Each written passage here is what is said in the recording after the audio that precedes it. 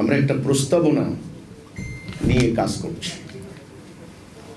শুধু এখানে নয়, সারা বাংলাদেশের মাঠে ময়দানে, বিভিন্ন হল রুমে, অর্থাৎ ইনডোর এবং আউটডোর সর্বত্র আমরা এই প্রস্তাবটা এগিয়ে যাচ্ছি।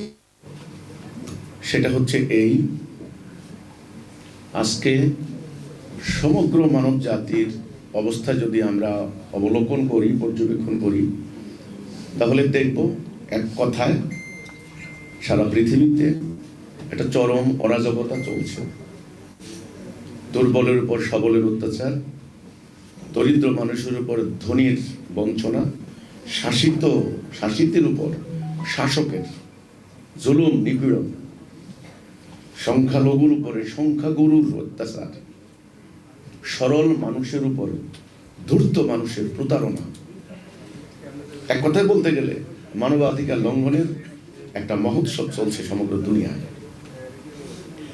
যদি মুসলমান জাতির দিকে তাকাই, আমি যে জাতির সদস্য, সারা ওয়ার্ল্ডে মুসলমানদের সংখ্যা প্রায় 200 থেকে 240 কোটি। এখানে পরিসংখ্যান বিভিন্ন সোর্স থেকে আসে, হের করতে পারে 31% প্রায়। সমগ্র ভূখণ্ড আছে 3,22,00,000 বর্গ মাইলের মতো, 57টা ভৌগোলিক রাষ্ট্রের মতো। কিন্তু মুসলমানদের প্রেজেন্ট কন্ডিশনটা কি দেখেন, প্রায় 8 থেকে 10 কোটি মুসলমান উদ্বাস্তু। একদম গত 2 বছরে প্যালেস্টাইনের ঘটনা দেখেন, সমগ্র মানবাধিকার সংস্থা, জাতিসংঘ সবাই নীরব, অসহায়। 1 লক্ষ মুসলমানকে হত্যা করা হয়েছে, নারী শিশুকে।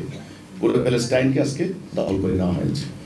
বাড়ির পাশে মিয়ানমার, 40,000 বর্গ মাইলের রাখাইন রাজ্য, প্রায় তাইওয়ানের সমান, সেখানে 24 লক্ষ মুসলমান সম্পূর্ণ বিতাড়িত করে দিয়ে সেখানে আরাকান আর্মি তারা আজকে দখল করে নিয়েছে।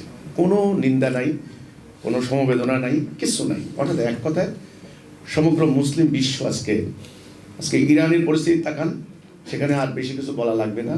সোজা পরিষ্কার হিসাব, বিদ্যমান চলমান এক্সিস্টিং যে সিস্টেম বা কাঠামো, এটাকে পরিবর্তন করতে হবে। এটাই হলো সমস্ত অশান্তির মূল।